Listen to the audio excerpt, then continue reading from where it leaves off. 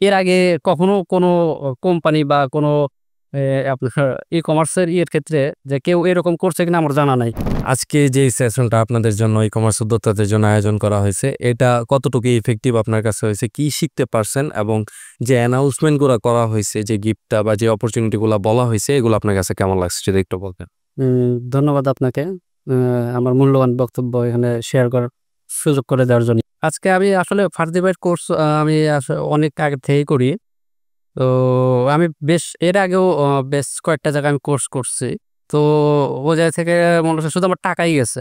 আমি ওইরকম কোনো বেনিফিট আমি পাই নাই। তো ফার্স্ট একটা জিনিস আমার খুব ভালো লাগে যে তাকে আমি মেসেঞ্জারে হোক, হোয়াটসঅ্যাপে হোক, যখন আমি নক দেই সে ১ মিনিট ২ মিনিট পরে বা ৫ মিনিট পরে হলেও সে আমার প্রশ্নের উত্তরটা সে যথাযথভাবে দেয়। তো সেই ক্ষেত্রে যে আজকের এই ডে লং সেশন যে আমাদের যে শুরু হয়েছে বা এখানে যে আমরা উপস্থিত হয়েছি।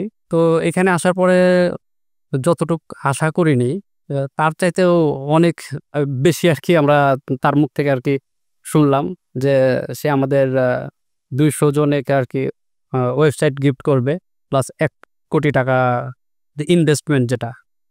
এর আগে কখনো কোনো কোম্পানি বা কোনো এ আপনার ই-কমার্সের ইয়ের ক্ষেত্রে যে কেউ এরকম করছে কিনা আমার জানা নাই।